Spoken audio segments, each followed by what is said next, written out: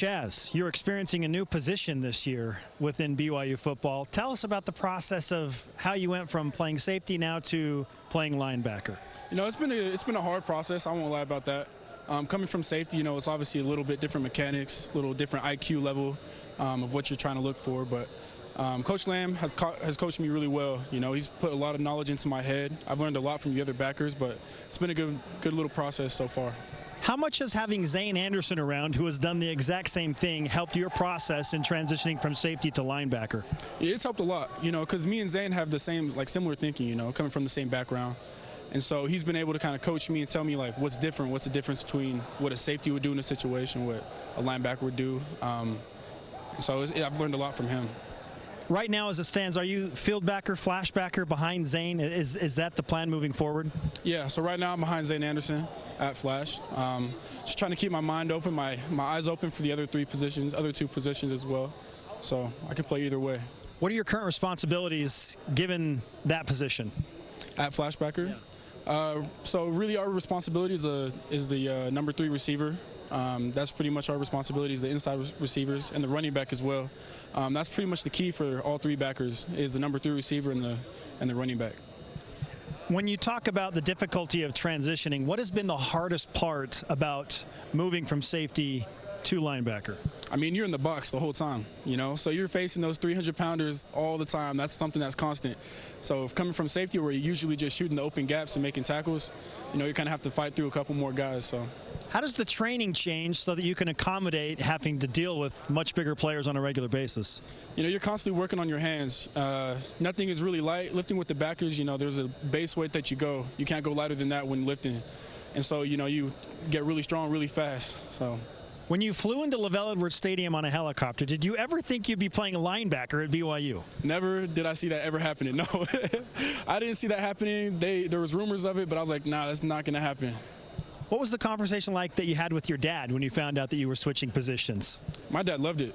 I mean, my dad has kind of kept it to himself, but he said he's always seen me as a linebacker, just with the way that I come down into the box. And so I was kind of surprised, but, you know, he kind of expected that move.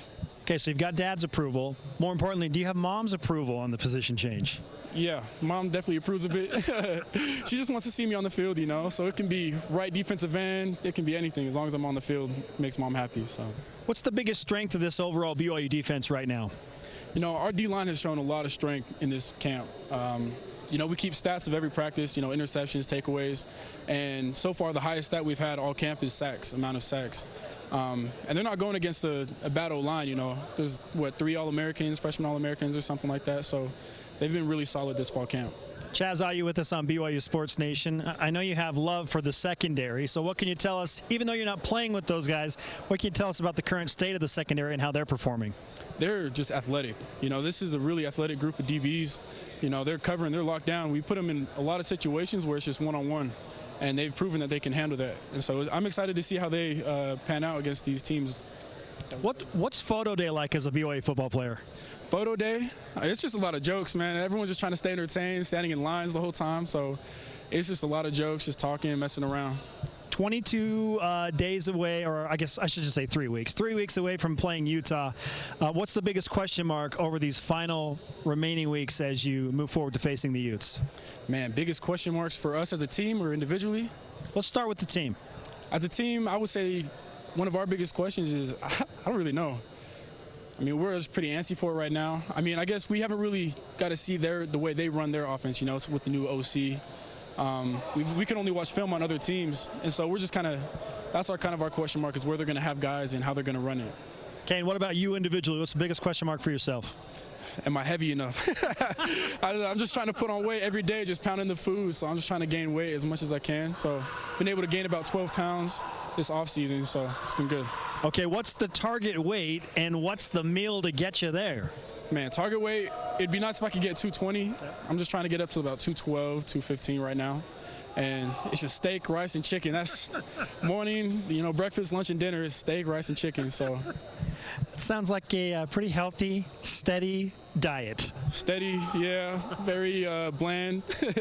Yeah, I'm pretty sick. Might be a little tougher for the helicopter to lift off, though, right? If you get to 220? Yeah, that's a good thing, though. That'll be a good thing. Chaz, thanks so much, man. Yeah.